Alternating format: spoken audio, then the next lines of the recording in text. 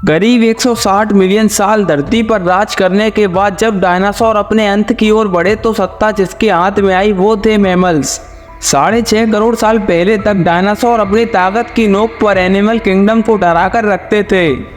तब ये जीव उसी जंगल का हिस्सा हुआ करता था, लेकिन डायनासोर जैसे बड़े जानवर के सामने इनका अस्तित्व कुछ भी नहीं था। उन्हें ताकत में जीत पाना भले ही असंभव था, लेकिन आने वाले भविष्य इनके नाम लिखा जा चुका था। दोस्तों, 6 करोड़ साल पहले एक एस्टेरॉयड धरती से टकराया। एस्टेरॉयड के धरती से टकराने से डायनासोर की प्रजाति पूरी तरह से खत्म हो गई और कुछ प्रजातियों ने मिनटों में ही दम तोड़ दिया। बाकी की 10% प्रजाति ही धरती पर बच सकी। अब चलिए शुरू करते हैं आगे के सफर को। बाकी बची 10% प्रजातियों को किस दौर से गुजरना पड़ा और इंसान का जन्म कैसे हुआ, आइए जानते हैं आज की इस वीडियो में। डायनासोर के अंत के बाद अब मौका मिला मैमल्स को जंगल पर राज करने का। मैमल्स वह प्रजाति थी जो डायनासोर के टाइम से ही अस्तित्व में थी। आकार में छोटे होने के वजह से ये जीव आज मौजूद चूहे जैसे दिखते थे। दरअसल दोस्तों, मैमल्स की शुरुआत भी कुछ इसी तरह से हुई थी। जब एस्टेरॉयड धरती से टकराया तो धरती पर तापमान बढ़ गया था। इसी गर्मी से बचने के लिए मैमल्स ने जमीन के अंदर रहना शुरू कर दिया। इस चूहे जैसे जीव को आकार में छोटे होने का फायदा मिला और वही डायनासोर का आकार ही उनका सबसे बड़ा दुश्मन बन गया। जमीन के अंदर रहने से मैमल्स को गर्मी से राहत मिली और भोजन के रूप में इन्होंने हर तरह के कीड़े मकोड़ों को खाना शुरू कर दिया। बात करें पृथ्वी की ऊपरी सतह की तो वहाँ हो रहे वातावरणीय बदलाव सतह पर रह रहे जीवों को तिल तिल कर मार रही थी। एस्टेरॉयड के टकराने से उत्पन्न हुई गर्मी और धूल के बादलों ने पृथ्वी के वातावरण को पूरी तरह से ढक लिया था। अब धरती पर सूरज की रोशनी भी नहीं पहुंच पा रही थी और सतह पर मौजूद हीट की वजह से बहुत सारे जानवर मारे जा चुके थे। कई सालों तक ये सिलसिला चलता रहा तो पेड़ पौधे पूरी तरह से नष्ट हो गए।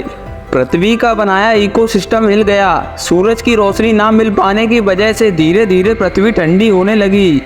लेकिन अब तक डायनासोर की प्रजाति पूरी तरह से विलुप्त हो चुकी थी। महाप्रलय के थम जाने के बाद धरती के वातावरण ने एक बार फिर से सामान्य होना शुरू किया। पृथ्वी पर इकोसिस्टम फिर से पुराने फेस में आने लगा। अब अडेप्टिव रेडिएशन की वजह से मैमल्स इन्वॉल्व होना शुरू हो गए और इनमें से कई नई प्रजातियों ने जन्म लिया। इस प्रक्रिया में लगभग 5.5 करोड़ साल पहले बंदरों ने जन्म लिया, लेकिन शुरुआती बंदरों की शारीरिक बनावट आज के बंदरों से काफ़ी अलग थी। इनके मुंह पर आंखें आगे की ओर और शरीर छोटा था, लेकिन ये शारीरिक बनावट ज़्यादा समय तक एक जैसी नहीं रहने वाली थी। ये बंदर कुछ समय बाद विकसित होने लगे। लगभग 40 लाख साल पहले इंसानों के पूर्वज पिरोलिथिपिकस अफ्रीका के जंगलों में पेड़ों पर रहते थे। ये बंदर केवल एक टहनी से दूसरी टहनी पर छलांग लगाते थे और कभी कभी पेड़ों पर 2 पैरों पर खड़े भी हो जाते थे, लेकिन ये अभी तक जमीन पर नहीं चल पाए थे। इससे पता चलता है कि 2 पैरों पर चलना इंसानों की नहीं बल्कि एप्स की खोज थी। फर्क सिर्फ इतना है कि वो पेड़ों पर रहते थे। इनमें से कई प्रजातियां चिंपैंजी के रूप में विकसित हुई तो कुछ इंसान बनने के लिए विकसित होने लगी। इनकी आने वाली पीढ़ियों ने खुद को बनाने और अपने विस्तार के लिए पेड़ों से उतरकर जमीन का रुख अपनाया।